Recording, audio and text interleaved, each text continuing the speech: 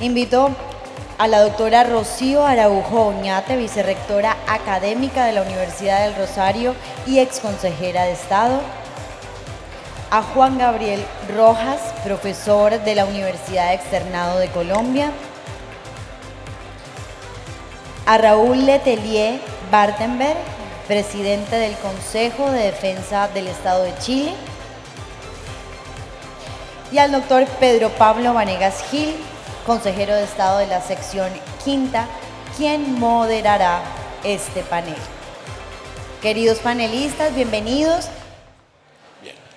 Un saludo muy especial al señor presidente del Consejo de Estado, doctor Luis Alberto Álvarez, señor vicepresidente y director de este encuentro, doctor Alberto Montaña, a los señores magistrados y magistradas del Consejo de Estado, magistrados de la Corte Constitucional y de las Altas Cortes, señores magistrados de los tribunales, de los jueces administrativos, servidores judiciales. En primer lugar, agradecer esta honrosa responsabilidad que me asignaron como moderador de este panel. En este segundo bloque temático, que busca reflexionar acerca del impacto del derecho privado en la comprensión de la jurisdicción de lo contencioso administrativo y del derecho administrativo. Veíamos en el primer panel el derecho administrativo, el objeto de la jurisdicción, y en este segundo panel, en esa misma línea, se nos plantea una tensión central en la evolución del derecho público. Acudir al derecho privado afecta la identidad de la jurisdicción de lo contencioso administrativo. Este interrogante nos invita a reflexionar sobre la tensión aparente o real entre estos dos órdenes normativos. Por un lado, el derecho administrativo como manifestación de lo público, y por otro, el derecho privado, con su lógica dispositiva, patrimonial, individualista, en el marco, por supuesto, de la autonomía privada. En Colombia, la jurisdicción de lo contencioso administrativo ha sido históricamente, y lo ha puesto de presente el señor presidente de la Corte Constitucional, pues el garante de la legalidad en el ejercicio del poder público como expresión de principios, de valores de derecho público, cuyo objeto no es otro que el control de la actividad de la administración y la protección de los derechos frente al poder público. Pero en tiempos recientes se ha venido ampliando los espacios, y aquí con la compañía de nuestros queridos jueces y magistrados de la jurisdicción, donde los jueces administrativos pues acuden al derecho privado, por ejemplo, en materia contractual. Tanto nuestra corporación como el propio juez constitucional ha reconocido esta apertura, siempre que no implique desconocer los principios rectores del derecho administrativo, como es la prevalencia del interés general, la igualdad, la responsabilidad del Estado. Y ustedes ya lo pueden advertir, compañeros y compañeras, que este tema no es simplemente de mera técnica jurídica, sino también de identidad institucional. ¿Hasta qué punto la aplicación de categorías propias del derecho privado enriquece la labor de la jurisdicción y hasta qué punto amenaza con diluir su especificidad y convertirla en un juez ordinario, más? Y por eso entonces el objetivo de este panel, agradeciendo nuevamente la presencia de nuestros panelistas, y por eso vamos sin más a empezar con la primera pregunta para nuestra querida doctora Rocío Araujo. Doctora Rocío, ¿el juez contencioso administrativo pierde identidad cuando se ve compelido a aplicar reglas o categorías propias del derecho privado? Muchísimas gracias, doctor Pedro Pablo, querido compañero de la sección quinta. Antes de contestar su pregunta, yo quisiera darle un saludo de agradecimiento al Consejo de Estado y a a su presidente y a su vicepresidente, el doctor Alberto Montaña, quien con justeza y oportunidad ha organizado este importante seminario con un tema que a mi modo de ver tenía que ser revisado en esta oportunidad, porque el carácter dialéctico de la jurisdicción contenciosa administrativa hace que de cuando en vez se tenga que reflexionar sistemáticamente y más sobre este importante tema. Un saludo muy especial a los compañeros que nos acompañan en este panel. Y para contestar su pregunta, doctor Pedro Pablo, yo quisiera partir de la base de que aunque estamos frente a un proceso de construcción de la jurisdicción contenciosa administrativa que se encuentra inacabado, básicamente mi respuesta es negativa. No se pierde las características de la jurisdicción contenciosa administrativa por el hecho de aplicar en algunos asuntos el derecho privado. Ciertamente la jurisdicción contenciosa administrativa de Colombia es una organización judicial, una jurisdicción sui generis, y desde ese punto de vista me parece que en el sustrato de sus decisiones poco a poco ha venido difuminando esas grandes diferencias teóricas y dogmáticas que se han presentado entre el derecho público, el derecho administrativo y el derecho privado, para comprender lo que decía el profesor, mi profesor en Heidelberg, Smith Assmann, una visión sistemática, una idea ordenadora del derecho, y desde ese punto de vista se hace comprender por razones de la justicia la necesidad de armonizar en ocasiones el derecho administrativo con el derecho privado. Estamos frente a una realidad. Ayer veíamos en el marco de este seminario cómo se ha venido aplicando el derecho privado a las actuaciones administrativas, y desde ese punto de vista se recoge una realidad en la que se sigue manteniendo una idea de una relación constante entre el derecho administrativo y el derecho privado.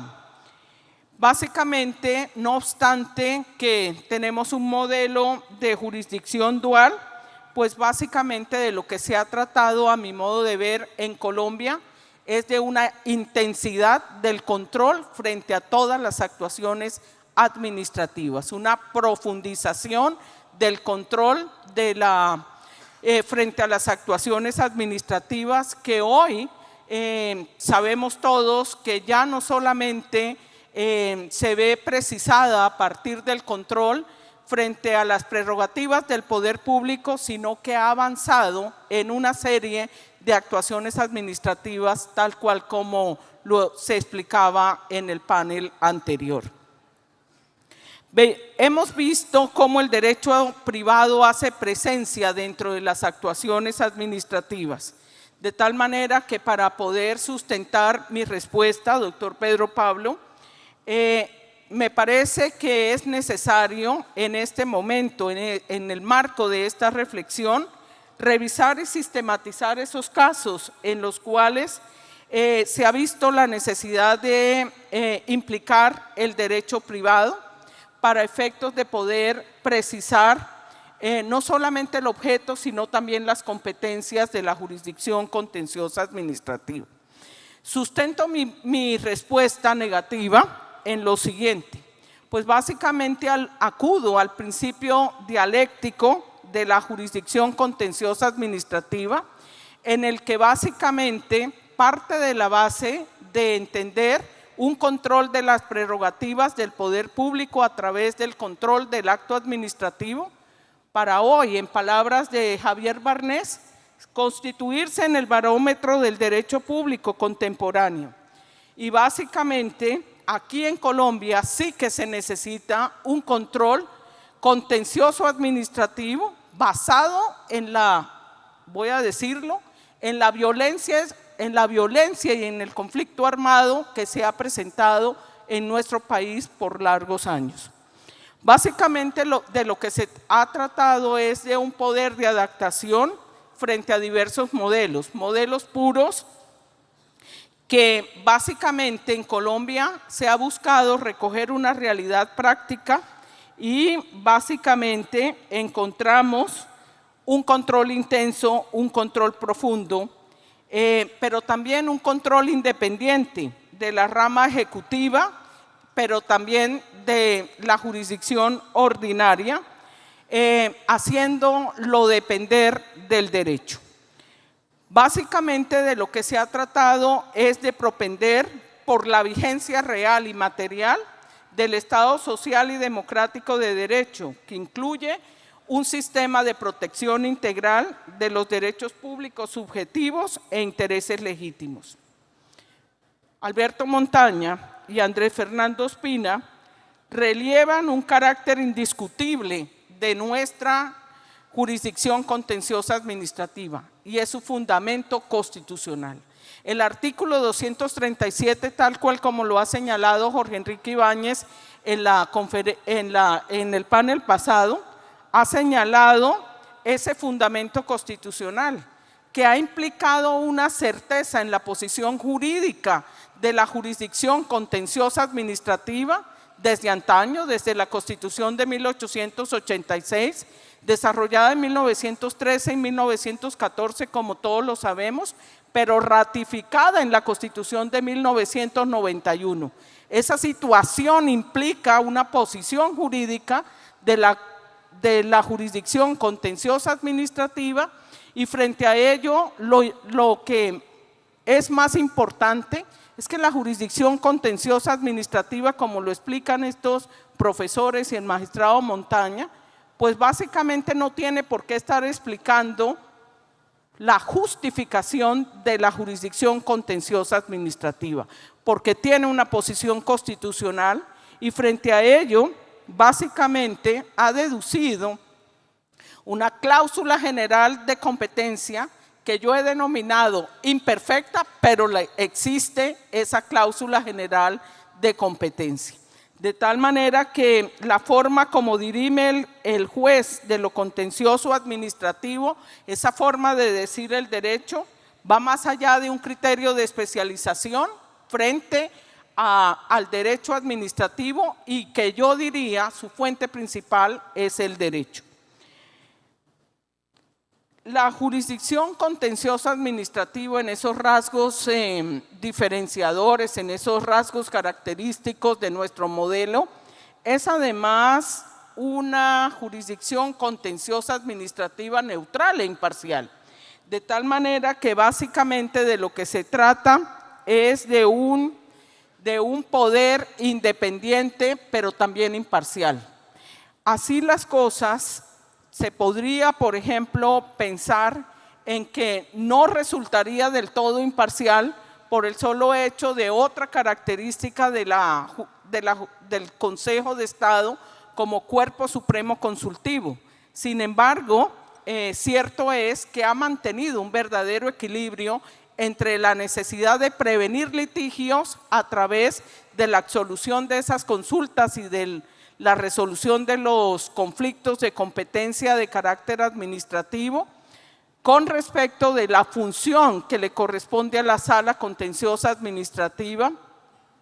Y desde ese punto de vista me parece que por el contrario este doble carácter del Consejo de Estado como cuerpo supremo consultivo y como tribunal supremo de lo contencioso administrativo ha generado un estándar superior de vigencia material del Estado de Derecho. Básicamente también otro criterio identificador, doctor Pedro Pablo, es lo que ha tenido que ver con la aplicación del derecho administrativo, diría yo, como herramienta principal y método aplicado por la jurisdicción contenciosa administrativa. que no solamente es derecho administrativo, sino también, como lo veíamos anteriormente, es derecho constitucional, pero también es derecho convencional. De tal manera que todas estas realidades se combinan con realidades prácticas y dialécticas que aplican el derecho privado y que históricamente, como les he mencionado, ha abandonado el criterio del control exclusivo sobre las prerrogativas del poder para acudir a toda la actuación administrativa como el objeto de su control. De tal manera que se ve, por el contrario, enriquecido la funcionalidad del Consejo de Estado con la aplicación en mayor medida del derecho administrativo, pero también recoge esa realidad de la aplicación del derecho privado, de cuando la administración pública y cuando el juez advierte las situaciones que veníamos ayer y que por razón del espacio de tiempo no voy a resumirlas. Muchas gracias, doctora Rocío. Sin embargo, no se puede perder de vista que eventualmente una aplicación reiterada de esquemas propios del derecho privado quizás pueda desplazar esa misión de la resolución de simples controversias patrimoniales o comerciales. Y quizás por eso la segunda pregunta para el profesor Juan Gabriel Rojas. Profesor Rojas, convertir al juez administrativo en una especie de juez del derecho privado debilita el control de legalidad, que es su misión esencial. Pues, doctor Pedro Pablo, siguiente pregunta, por favor. Esa está muy compleja, pero vamos a tratar de responder. Quiero comenzar por agradecer a todos los asistentes y especialmente al doctor Alberto Montaña y a todo el equipo de colaboradores que han contribuido a la realización de este maravilloso evento, y quiero invitarlos para que les demos un fuerte aplauso, porque créanme que tras esta organización hay una logística estupenda y un trabajo denodado de muchas personas. Oiga, doctor Pedro Pablo, pues esa pregunta que usted me está formulando es una pregunta que no es fácil. No es fácil porque le voy a contestar como abogado litigante que soy, además de profesor universitario. Depende, depende de uno cómo conciba esto. La verdad es que uno no se baña 2 meses en el mismo río. Y las lógicas del derecho y sobre todo las lógicas y los roles que está llamado a cumplir el juez de lo contencioso administrativo han variado con el tiempo. Por supuesto que los papeles que el juez contencioso está llamado a cumplir hoy no son los mismos de las concepciones que tenían los franceses hace 200 años, ni son los mismos de la concepción que se tenía originalmente cuando se expidió la ley 130 de 1913, primer código de lo contencioso administrativo, donde por supuesto que el énfasis de las competencias legales para que el juez de lo contencioso administrativo cumpliera su papel estaba enfocado exclusivamente en el control de legalidad de actos administrativos. Eso quedó en evidencia también en la ley 80 de 1935, en la ley 22 bis de 1936, impugnación, control de legalidad de actos administrativos, es decir, el papel, la misión fundamental en el momento de gestación de la jurisdicción de lo contencioso administrativo estaba, por supuesto, asociada o ligada al control de legalidad de actos administrativos, pero insisto que uno no se baña 2 veces en el mismo río. Eso significa que a partir de la ley 161 del 47, del decreto 528 del 64, del decreto ley 01 del 84, se fueron sumando nuevas atribuciones, nuevos roles que fueron cambiando los matices de la fisionomía de la jurisdicción de lo contencioso administrativo, agregando nuevos asuntos, nuevos ámbitos de competencia, que por supuesto suponían nuevos retos en cuanto al sistema de fuentes del derecho. Nuevos retos que eran importantes y que suponían entrar a reconsiderar los roles del derecho, los roles de las fuentes del derecho para resolver las controversias. Llega la Constitución de 1991, se expide la Ley 80 de 1993 y viene una dinámica muy interesante que podríamos decir la dinámica de la última etapa de la evolución y del cambio de roles, de la jurisdicción de lo contencioso administrativo, que créame, doctor Pedro Pablo, cuando le diga que no es de los últimos 5 años, sino que venimos en un proceso lento, pero interesante, constante flujo del río, el flujo de los cambios desde aquel tiempo, cambiando las dinámicas. Nos encontramos entonces con que, y aquí recuerdo al profesor Santofimio Gamboa, hablando después de que dentro del sistema de fuentes del derecho los jueces tendrían que tener en cuenta no solamente principios, sino la convención americana y el control de convencionalidad. Hablamos después de la constitucionalización del derecho administrativo, pero hoy, 12 de septiembre del año 2025, estamos todos congregados aquí, estudiando un tema que es totalmente relevante. Aquí yo me aparto de mi buen y admirado profesor amigo Juan Antonio García cuando nos decía que a lo mejor no tenía mucho sentido estar hablando de ello. Pues resulta que para nosotros tiene todo el sentido del mundo estar hablando de este tema, tiene toda la pertinencia, toda la relevancia del mundo estar hablando de la incidencia del derecho civil, del derecho privado, del derecho comercial y de los roles del juez administrativo de cara a resolver las controversias sometidas a ese subsistema legal. Eso tiene todo el sentido del mundo porque tenemos una serie de problemas de orden práctico. Y esos problemas de orden práctico pasan por, primero, ¿qué estamos entendiendo por derecho privado? Solamente tratar de dilucidar qué entendemos por derecho privado supone ya un reto teórico profundo. No le es dado al juez o al intérprete de forma arbitraria decidir si ciertas relaciones jurídicas se resuelven conforme a las reglas del derecho civil o a las reglas del derecho comercial, porque ya hay unos parámetros más o menos decantados en la legislación que nos permiten establecer criterios para establecer cuándo tendremos que acudir o a una fuente o a otra. Pero de hecho, mi querida doctora Rocío, si nosotros nos vamos un poco más profundo para analizar esa discusión, tendríamos que reflexionar sobre el hecho de si en efecto sí existe derecho privado. Porque cuando venía ahora para este recinto pensando sobre el tema central de este evento, yo pensaba y concebía el derecho como imaginarme el planeta visto desde la estación espacial. Si miramos el planeta desde la estación espacial, no hay fronteras, no hay países. Chile no existe mirado desde la estación espacial, mi querido profesor, como no existe Colombia, ¿cierto? Lo que existe son unos continentes interrelacionados a través del océano. Así de simple es el derecho. El derecho es un sistema y las fronteras son políticas, son artificiosas. Nos las hemos inventado nosotros, fronteras cartesianas que establecen que se necesita visa para transitar de un segmento a otro. Necesitamos visa para un sueño. Pero ocurre que, la verdad, tales fronteras son más difusas de lo que parece.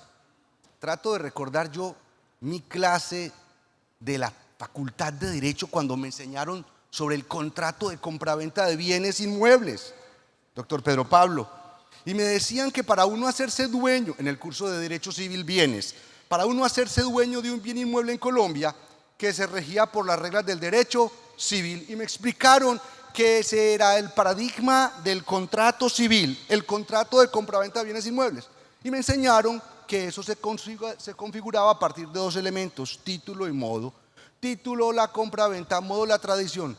Pero me faltó que me explicaran otra cosa, que realmente lo que había no era derecho civil, que lo que había era un diálogo sistémico entre el derecho civil y el derecho administrativo. Porque cuando llegaba uno a la oficina de registro de instrumentos públicos con la escritura pública y con la esperanza de que otro no se le hubiera adelantado en el trámite de registro para poder tener la vocación de hacerme propietario, lo que estaba desencadenando ni más ni menos era un procedimiento administrativo que, si contaba con suerte y contaba con el visto bueno de los funcionarios de la oficina de registro de instrumentos públicos, culminaba con un acto administrativo de inscripción y registro susceptible de recursos administrativos y de hecho de ser impugnado ante la jurisdicción del contencioso administrativo.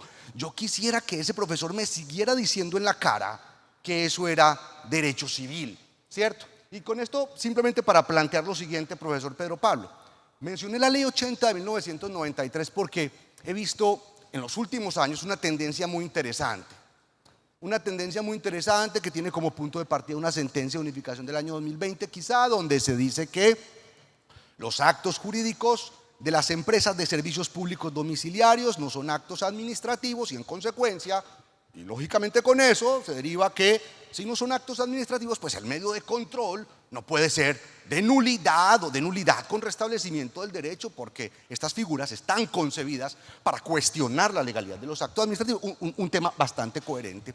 Pero resulta que esa sentencia tuvo como fundamento un texto legal, la ley 142 del 94, entre otras cosas, y además allí, entre otras cosas, la propia normativa establece que por decisión libre del legislador, que los actos y los contratos de las empresas de servicios públicos domiciliarios se someten a las reglas del derecho privado. Pero eso es muy interesante y de ahí se marca un camino. Lo que pasa es que ese camino ya va llegando a otro escenario y a otro nivel, porque ya en lo que estamos, y acabo de leer una sentencia, mejor dicho, me acabo de enterar, una sentencia prácticamente de esta semana, en la que ya lo que se está diciendo es lo siguiente: como quiera que este tipo de contratos se encuentran exceptuados de la aplicación del Estatuto General de Contratación Pública, eso significa que los actos de liquidación que fueron emitidos o el acto de liquidación unilateral que fue emitido en virtud de ese contrato, exceptuado el régimen de contratación, tampoco es un acto administrativo, es un acto jurídico, y en consecuencia el medio o la pretensión anulatoria no tiene vocación de prosperidad, porque lo único que se puede analizar es si el tema supone o no un incumplimiento contractual. Entonces, si el argumento por el cual ya estamos diciendo que en materia contractual, cuando estamos en presencia de los regímenes exceptuados de la aplicación del Estatuto General de Contratación Pública, es que está exceptuado y que se somete a las reglas de derecho privado, en consecuencia no hay actos administrativos, porque las liquidaciones o las cláusulas las potestades o las decisiones que fueron adoptadas por la administración tuvieron como soporte o fundamento el contrato, que fue la expresión de la autonomía de la voluntad de las partes que consensuaron en su celebración. Pues entonces se nos está olvidando otra cosa, y al punto al que vamos a tener que llegar es al siguiente: resulta que el Estatuto General de Contratación Pública es un estatuto de procedimientos, como bien lo dijo ahora el magistrado de la Corte Constitucional, es una norma de procedimientos administrativos. Pero esa norma de procedimientos administrativos supone una cosa muy interesante, que nos obliga a hacer una distinción. Y ahí veo yo que hay mucha confusión en el entorno. ¿Cuál es la confusión? Que consideramos que cuando un régimen o cuando cierto tipo de contratos se exceptúan del Estatuto General de Contratación Pública, que eso supone que se somete a reglas de derecho privado y que en consecuencia los contratos que se encuentran sometidos al Estatuto General de Contratación Pública no tienen que aplicarse o no tienen que basarse en el mismo régimen, olvidando que ni más ni menos que es el propio artículo 13 de la ley 80, el que señala expresamente que los contratos que celebren las entidades estatales a las que alude el artículo 2 de esta ley, y cuando uno mira el artículo 2 de esta ley, que trae dos literales, allí cabe el mundo entero. Todas las entidades a las que se le aplica el Estatuto General de Contratación Pública, continúo con el artículo 13, se someten a las reglas del derecho privado, a las reglas del derecho civil y comercial, desde lo sustancial. ¿Sabe eso en qué se terminaría? Si somos coherentes, ¿en qué tendría que traducirse eso? En que, con independencia de que el régimen aplicable sea el Estatuto General de Contratación Pública, si se adoptan decisiones en el marco de la ejecución de los contratos estatales, salvo que tales decisiones supongan el ejercicio de una exorbitancia, esas decisiones no son actos administrativos porque se someten a las reglas de derecho privado. Con esto, para decirle, mi querido doctor Pedro Pablo, en torno a su pregunta concreta, que la identidad no es que se esté viendo afectada, sino que cambia el rol. ¿Por qué? Porque si ya estamos reconociendo que vamos a encontrar de aquí para adelante un montón de actos jurídicos que no son actos administrativos y que, por no ser actos administrativos, no serán susceptibles de control, de legalidad en términos convencionales, la pregunta que yo quiero dejarles el día de hoy es si como actos jurídicos no pueden ser susceptibles de control, de legalidad, de acuerdo a las reglas del Código del Comercio. Porque es que el Código del Comercio trae una serie de remedios, y el profesor Pablo Córdoba sí que sabe de eso, una serie de remedios distintos a los que contempla el Código Civil. El Código Civil le habla a uno de nulidad absoluta o nulidad relativa a los actos administrativos, pero el Código del Comercio le habla de nulidad absoluta, de anulabilidad, de inoponibilidad, le habla de una serie de categorías jurídicas diferentes a las del Código Civil.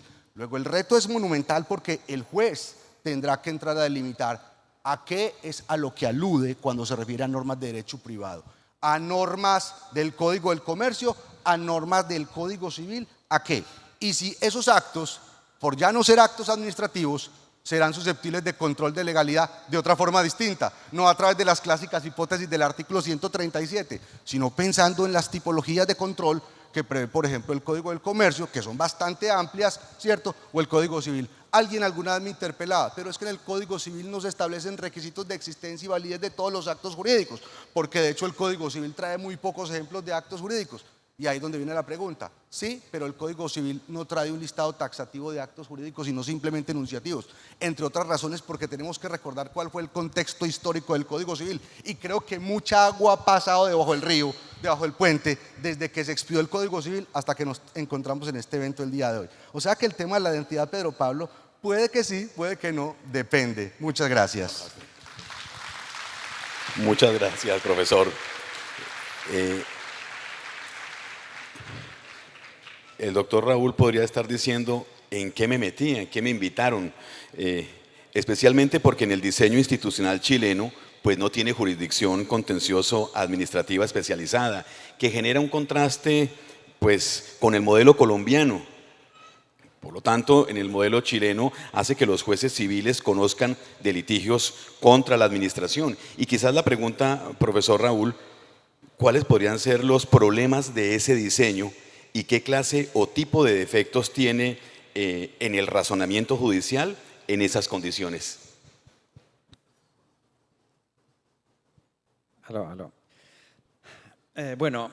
Alberto Montaña, gracias por la invitación a esta reflexión. La pregunta transversal que se hace aquí en este panel es la influencia del derecho civil en el ámbito de la jurisdicción contencioso administrativa. Yo creo que la pregunta es ¿cuánto derecho civil es tolerable por la jurisdicción contencioso administrativa? Es decir, la cuestión es más bien la dosis de derecho civil. Algo así como el arequipe, es decir, una cucharadita está bien, dos, ya comienza a ser problemático. Chile tiene el exceso. Es decir, lo nuestro es derecho civil mezclado con contencioso administrativo, derecho civil mezclado con derecho administrativo. Y entonces, es bueno que me hayan invitado a una cosa así porque yo les puedo contar un poco qué pasa cuando hay mucho derecho civil incluido en la jurisdicción de asuntos contenciosos administrativos. Y el resultado no es tan bueno. Por eso es que es tan importante la idea de la dosis. Cuando es mucho derecho civil, los resultados, me parece, no son tremendamente buenos. Chile nunca ha tenido jurisdicción contencioso administrativa en propiedad, pero la hemos añorado siempre. De hecho, desde 1925, que en nuestras constituciones dicen que vamos a tener jurisdicción contencioso administrativa. Es decir, este año cumplimos 100 años de querer tener una jurisdicción contencioso administrativa. En eso somos un país bastante frustrado en lo que se refiere a este tipo de jurisdicción. Ya saben que Sigmund Freud decía que la frustración no es necesariamente patógena, salvo cuando es lo único que se persigue. Chile parece que está en esta segunda línea. Hemos perseguido 100 años ser un país frustrado en orden a no tener jurisdicción contencioso administrativa.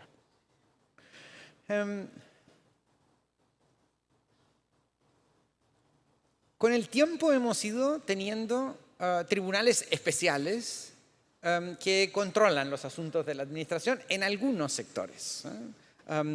Rápidamente lo vimos en materia de compras públicas, por ejemplo. En materia de concesiones públicas. En general, en los casos donde había mucho dinero.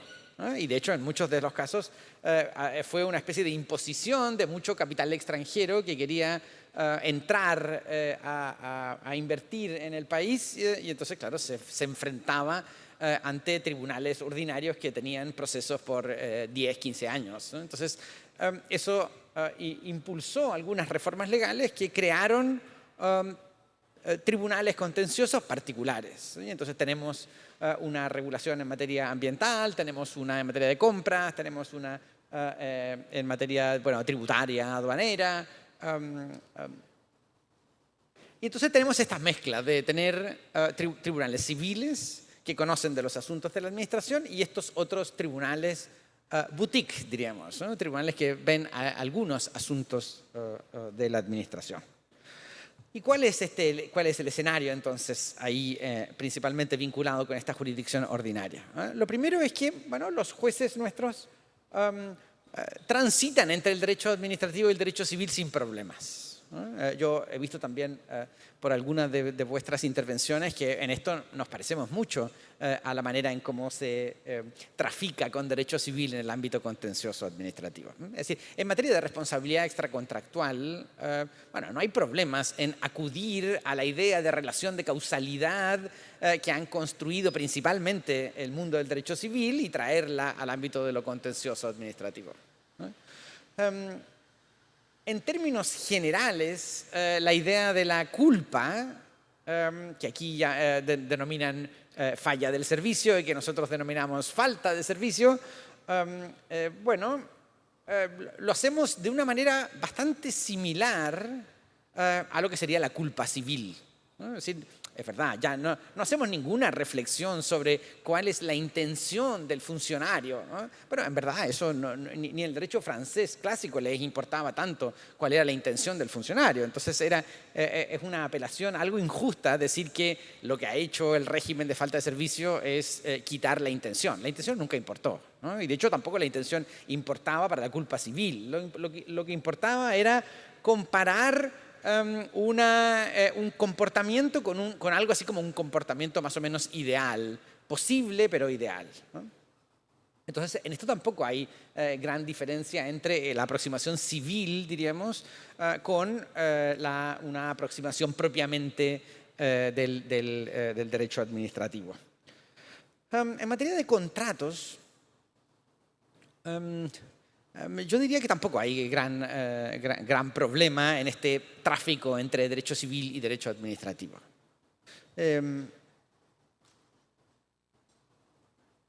Tenemos claro que la idea principal es que toda la fase de adjudicación, la fase de producción de una voluntad administrativa es puramente administrativa y eso está normalmente densamente regulado.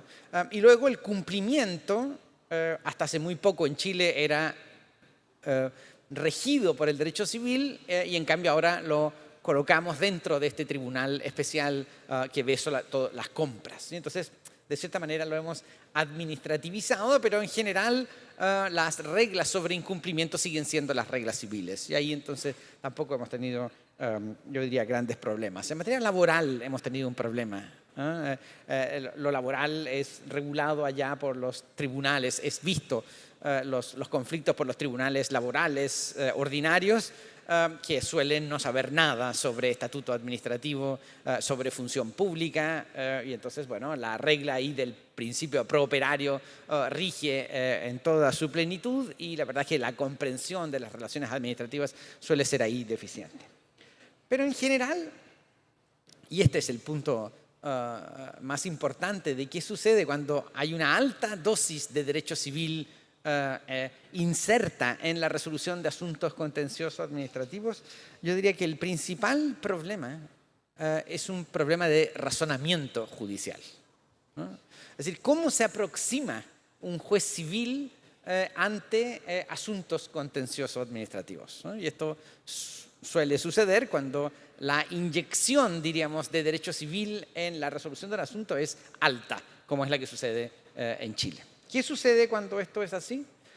Bueno, me parece que una característica de esto es que los jueces civiles, los jueces que están acostumbrados a tener un razonamiento civil, se aproximan a las potestades administrativas de una manera incorrecta, ¿no?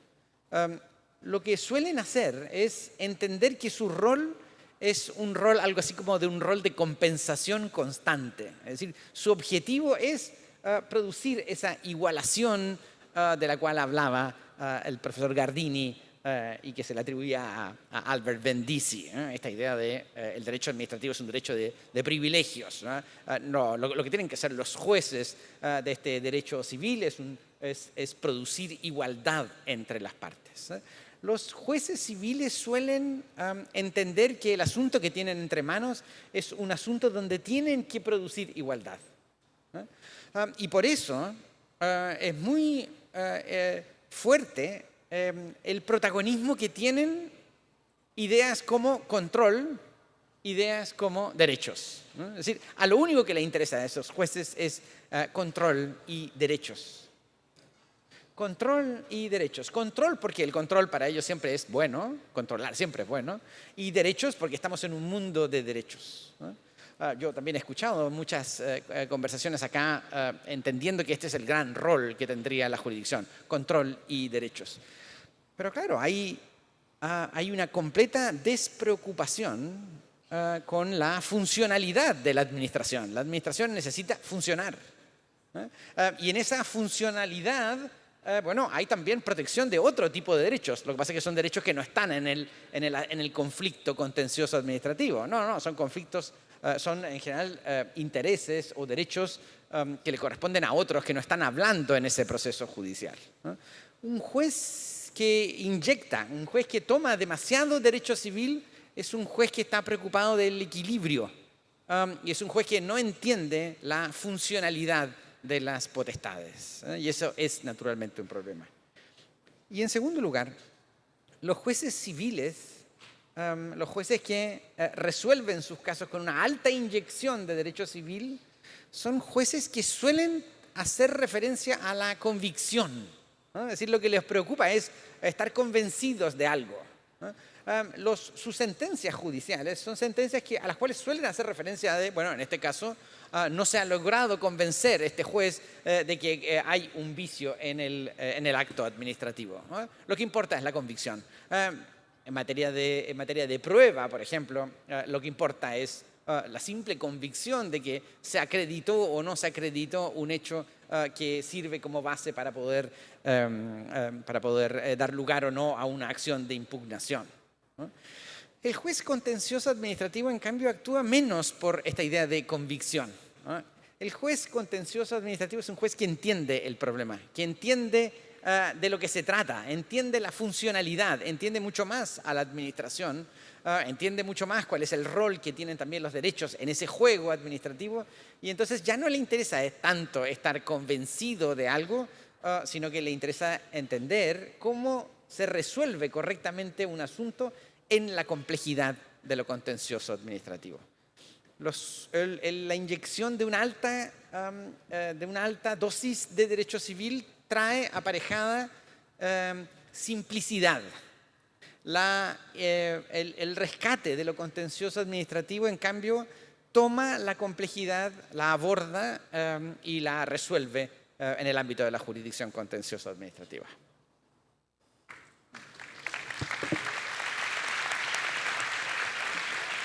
Muchas gracias, doctor Raúl. Pero en esa misma línea, permítame que ahora en esta segunda ronda de preguntas invierta el orden. ¿Cree usted, doctor Raúl, que el derecho administrativo chileno ha logrado desarrollarse plenamente pese a la falta de un contencioso especializado o ha quedado subordinado al derecho civil?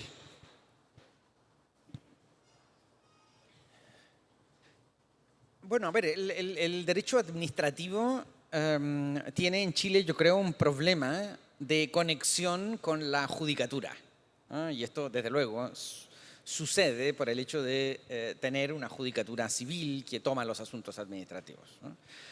El derecho administrativo chileno es un derecho, diría, profundamente doctrinal, pero con un cierto divorcio o con un problema grave de comunicación entre judicatura y doctrina.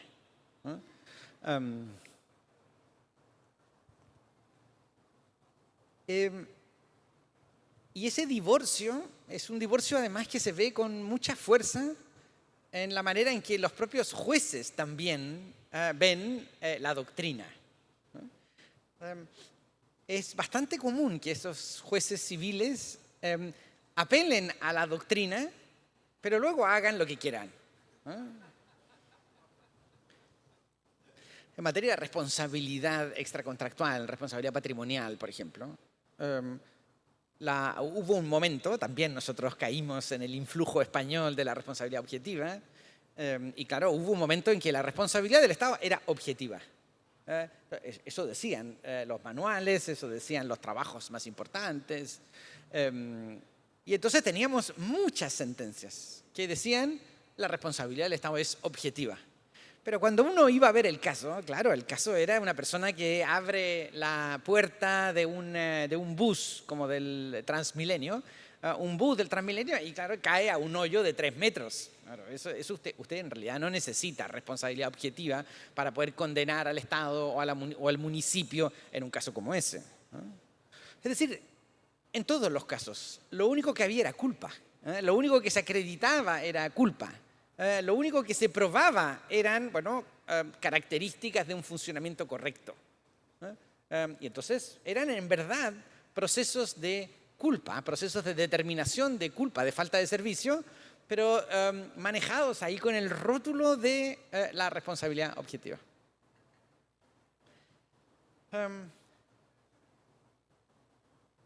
Nosotros tenemos un problema con el plazo de prescripción de la acción de nulidad o de impugnación ante actos administrativos, ¿no? Se suele decir que ese es un plazo que es una acción imprescriptible. Esta idea de que el ejercicio de poderes contra el derecho es terrible, es contraria a la Constitución, y entonces ningún plazo puede sanear esa idea. El acto inconstitucional, el acto ilegal, es un acto que arrastra ese vicio por siempre. Y por ende, sostenemos que la prescripción, que no procede, que no hay prescripción de la acción de nulidad de actos administrativos. Bueno, los jueces lo dicen también. Son actos imprescriptibles. Ipso iure, le añaden además ciertos latinismos propios de la profesión. Ipso iure, ab inicio. Pero las acciones patrimoniales, las acciones de restitución, esas sí prescriben. Entonces lo que hace es que, claro, alguien va a pedir una nulidad después de 60 años y le dicen, esto es nulo, esto es completamente nulo. Pero usted quería que le devolvieran el bien que le requisaron hace 50 años. No, eso prescribió. Jueces, entonces, indicando, haciendo referencia a la doctrina, pero en realidad desatendiéndola completamente. En materia de sanciones administrativas, ¿no? También repetimos el mantra español, ¿no? Se fue Oriol Mir, pero deberíamos haberle cobrado varias cuentas ahí a los... no, pero aquí tenemos a Merced también, las sanciones administrativas son iguales a las sanciones penales, ¿no? Y como son sanciones, como son idénticas, provienen del mismo ius puniendi, entonces hay que aplicar las garantías penales a las sanciones administrativas. Esto, desde luego, es una locura, ¿no? Eso impediría imponer sanciones administrativas. Bueno, los jueces suelen decirlo. Las sanciones administrativas, como dijo tal profesor o tal, las sanciones administrativas son idénticas a las sanciones penales, provienen del mismo ius puniendi, etc. Pero luego, al momento de tomar la garantía penal, en el camino la desfiguran completamente. Y llega, ¿cómo llega el principio de legalidad de toda la vida? Y llega siendo la legalidad francesa, post-revolucionaria, es decir, la legalidad de toda la vida. La administración tiene que actuar de acuerdo a la ley. Entonces, esto muestra que los jueces siguen haciendo esta justicia propia, esta justicia del caso concreto, tomando muchas veces decisiones completamente acertadas, pero con un divorcio total con la doctrina a la cual miran, a la cual conocen, pero la ven de una manera algo así como una doctrina póstuma, una doctrina algo fallecida, a la cual no es necesario tampoco tomar en cuenta seriamente para resolver los casos concretos, ¿no? Entonces, yo creo que aquí ha habido un cierto divorcio. Nuestras sentencias, digo nuevamente, no son sentencias complejas, no son sentencias que tomen la complejidad del mundo de lo administrativo, la absorban, la conozcan, la estudien y luego resuelvan. Muchas gracias, doctor. Profesor Rojas, en este panel dedicado a la identidad, ¿será que la identidad de la jurisdicción contencioso administrativa depende más de sus principios constitucionales que de las normas que aplican?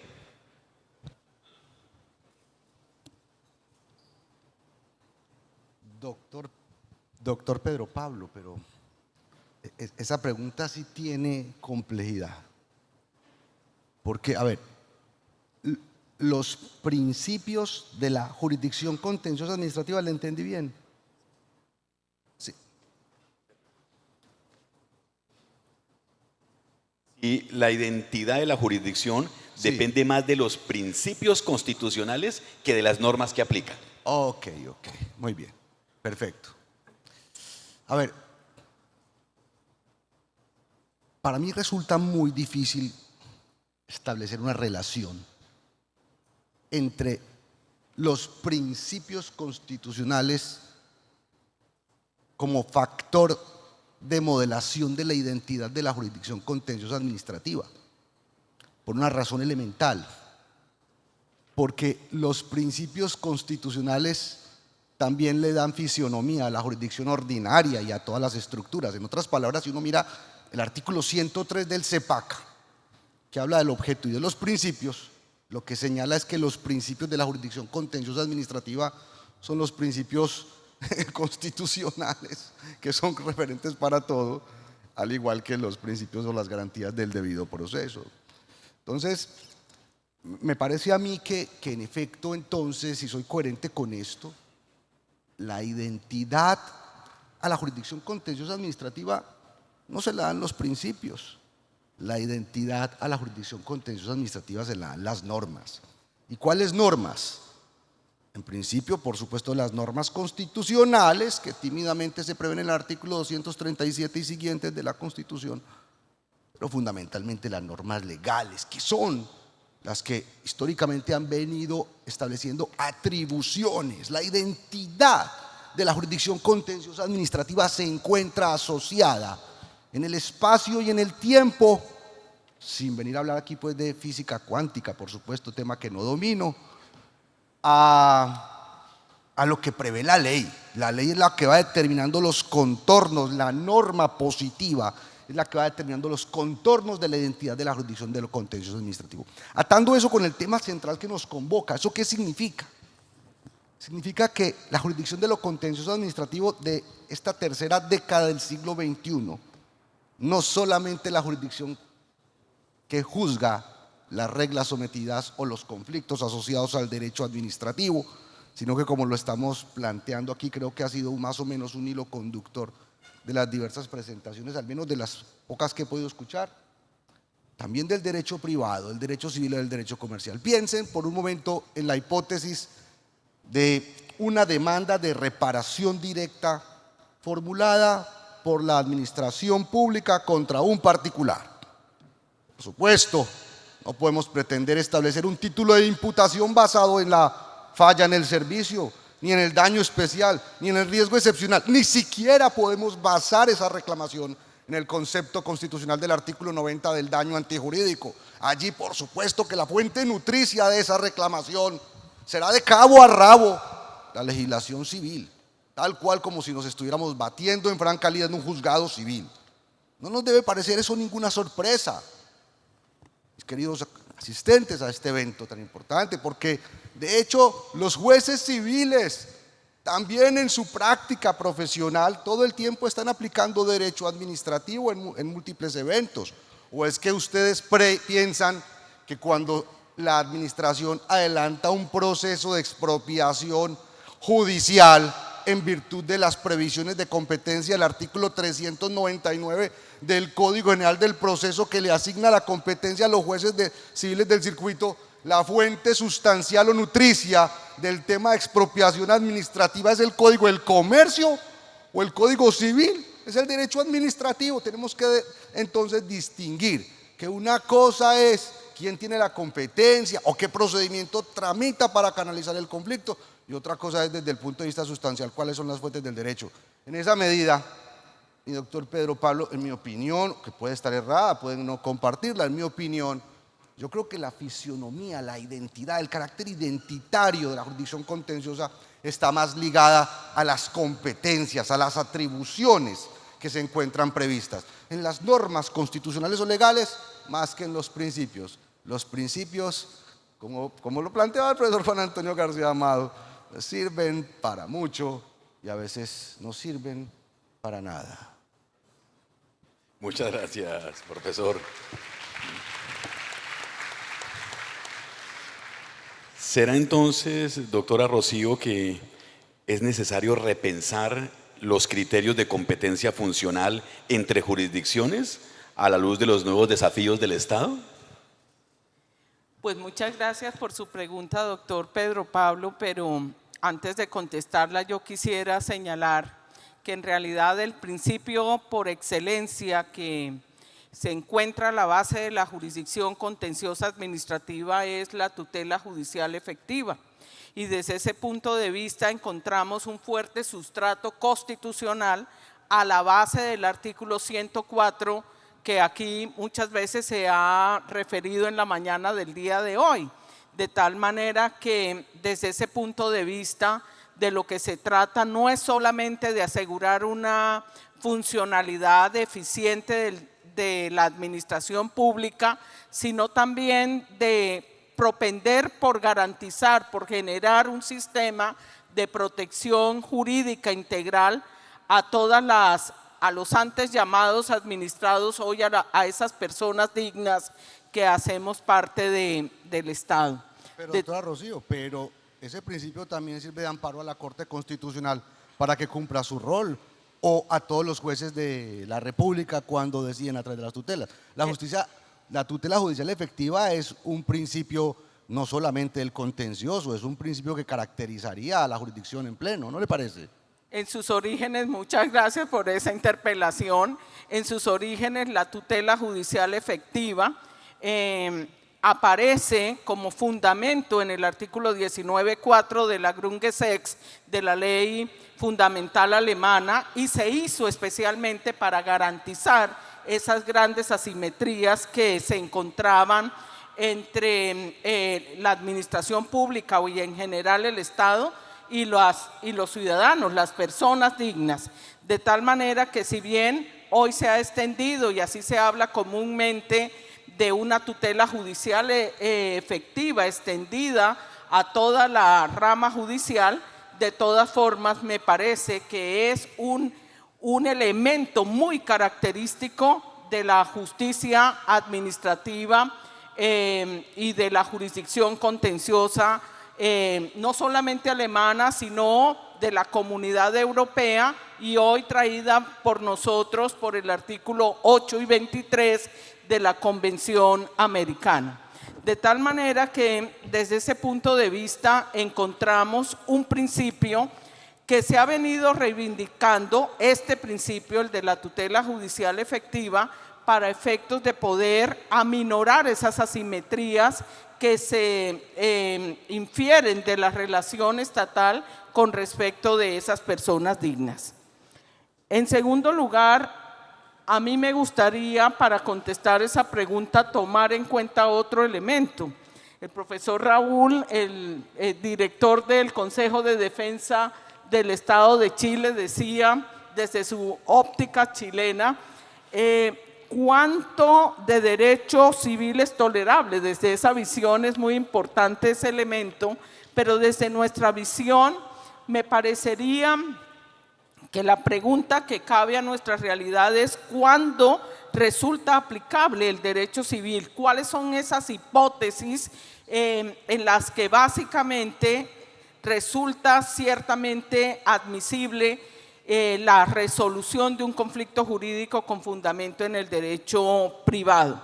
Porque ciertamente en la tradición colombiana hemos seguido la tradición de la construcción jurisprudencial y positiva del derecho administrativo. Entonces, bajo esta realidad es necesario preguntarnos cuándo resulta ser admisible la aplicación del derecho privado en nuestra realidad y en nuestro modelo sui generis de jurisdicción contenciosa administrativa. Este aspecto que usted me pregunta y en la discusión de los distintos paneles que integran este seminario, pues ciertamente nos llevarían a una conclusión de la revisión competencial de la jurisdicción contenciosa administrativa, sobre todo para arrimar las posibilidades que nacen de una mejor posición de la jurisdicción contenciosa administrativa en sus estándares de justicia, y desde ese punto de vista que implica no solamente la aplicación del derecho público, como aquí se ha mencionado, del derecho administrativo, del derecho constitucional y del derecho convencional, sino que básicamente de lo que se ha tratado es de establecer una armonización, ciertamente que yo diría en ese cuanto, ciertamente en Colombia es más derecho administrativo y menos derecho privado, como ya se ha indicado en este seminario, pero ese cuando, yo creo que lo podemos ir deduciendo de la definición de distintos casos, comenzando por unas reflexiones en punto de las prerrogativas del poder público, una revisión de lo que corresponde a cuando en realidad estamos en relaciones que se rigen por la autonomía de la voluntad y por ende el principio de igualdad adquiere allí como cierta relevancia y básicamente me atrevería a señalar que si bien el artículo 104 y en general las normas de competencia aluden al principio orgánico sobre todo, pues básicamente me parecería que en ese proyecto de una posible reforma tendríamos que irnos a lo sustancial. Tendríamos que recoger esa realidad que nace de la jurisprudencia del Consejo de Estado y de las principales dificultades que ha tenido el juez contencioso administrativo y que básicamente ayer se señalaba, por ejemplo, el tema del fuero de atracción. Y Alberto en una de sus conferencias ha señalado un caso muy importante y hacía una pregunta si en realidad es posible, por razón del fuero de atracción, juzgar a un particular con fundamento en la falla del servicio. Ese es un tema que es complicadísimo, pero que ya afortunadamente ha tenido una respuesta, por lo menos desde el punto de vista doctrinal y hasta jurisprudencial. ¿Cuándo en realidad es que estamos en presencia del derecho privado? ¿Cuándo en realidad deberíamos nosotros darle alcance a esa nueva realidad? Pues a mí me parece que es de la importancia máxima en el seno de esta discusión recoger esa serie de casos jurisprudenciales para efectos de poder generar una sistematización y sobre todo con una función orientadora, porque ciertamente no es que el Consejo de Estado ni como Tribunal Supremo de lo Contencioso Administrativo pueda establecer con un índice completo de esta realidad, pero sí generar una orientación frente a la jurisdicción contenciosa administrativa toda completa de cuándo y cómo resuelve ese tipo de casos desde el punto de vista material e incluso funcional para efectos de poder entonces recoger esta realidad. Y aquí el profesor Jorge Enrique Ibáñez, hoy presidente del Consejo de Estado, nos acercó también a una nueva realidad y estaba diciéndole a mis compañeros que me había chiviado, porque uno de los temas que yo quería establecer dentro de lo que puede ser el objeto de la jurisdicción contenciosa administrativa es la necesidad de recoger sistemáticamente ese sistema de control sobre eso que se ha denominado lo público no estatal. A mí me parece que si nosotros queremos vivificar ese barómetro del Estado constitucional de derecho, del Estado constitucional y social y democrático de derecho, deberíamos recoger esa realidad para establecer un orden sistemático de control efectivo frente a esa realidad que se ha venido adicionando al objeto del control. De tal manera, doctor Pedro Pablo y querida jurisdicción, yo creo que hay mucho por hacer. Creo que la academia tiene un papel muy importante en la ayuda de la sistematización de estos específicos casos y adicionalmente de establecer propuestas para efectos de poder integrar esa idea ordenadora de la jurisdicción contenciosa administrativa con una amplia cobertura del derecho. Y dice uno, ¿para qué? Pues para que todos podamos tener ese anhelado valor justicia, de tal manera que solamente por eso vale la pena. Y termino señalando, doctor Pedro Pablo, que dentro de esas características que identifican la identidad de la jurisdicción contenciosa administrativa, ese sistema dual que nosotros tenemos, insisto, se ha justificado por las razones históricas específicas de este país, en las que naturalmente es necesario no solamente garantizar el contencioso objetivo, el contencioso subjetivo, sino también recoger esas realidades que nos pesan. La historia pesa y la historia del conflicto armado en Colombia realmente nos ha pesado, y por esa razón se ha requerido no solamente un control contra la arbitrariedad, sino también un control para resarcir los perjuicios que este conflicto tan grave ha dejado. Muchas gracias. Muchas gracias, doctora Rocío.